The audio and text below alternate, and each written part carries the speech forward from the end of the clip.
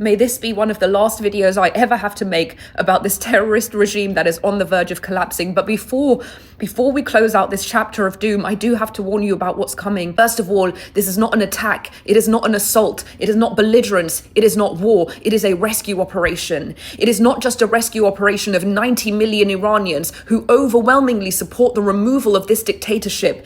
It is a rescue operation of the entire planet, of the Middle East, where this regime's proxies have terrorized from Israel to Gaza to Lebanon to Yemen to Syria to Iraq, of the Western world, where this regime has terrorized from Australia to Europe to the UK to the US. It is a freedom mission for humanity and democracy. That being said, it has never been more important to apply critical thinking. This regime is still engaging in a mind war to convince you otherwise. Anything that this regime reports has to be disregarded as unreliable. Why? Because there is no apparatus to confirm anything that it reports. There is no apparatus for democracy, for veracity, for truth. There is just a propaganda arm. There is no free press. There is no free speech. Whatever tells you is a carefully constructed narrative that they've been building for weeks, months, if not years. Please think carefully. As soon as this regime's basis was struck, it didn't report back to Western media that its officials had been killed. It reported back that Iranian schoolgirls had been killed. Why not just say that 2,000 starving infants in an orphanage had been massacred?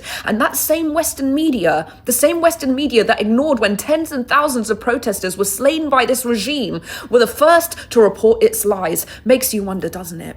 Makes you wonder, what side does Western media stand on anymore? Are you on the side of freedom? Are you on the side of truth? Are you on the side of humanity? Are you on the side of democracy? Or are you on the side of the terrorists? And if you didn't understand just how depraved this regime is, then understand this. After it slaughtered tens and thousands of protesters, their family members told us that they never gave those bodies back. Why? So that they could repurpose them later and claim them as casualties of war. I promise you that you do not understand the scale of the operation that we are dealing with here. You do not understand the mind war. Forget what the mouthpieces are saying to you. This is a watershed moment in history. It is a rescue operation for not just 90 million Iranians, but for the Middle East and for the entire world. And I don't care where you have stood up until now. I don't care how many times you believed the lies. I don't care how many times you ignored our cries. I don't care how many times you ignored humanity. All is forgiven. All I ask is that you stand on the right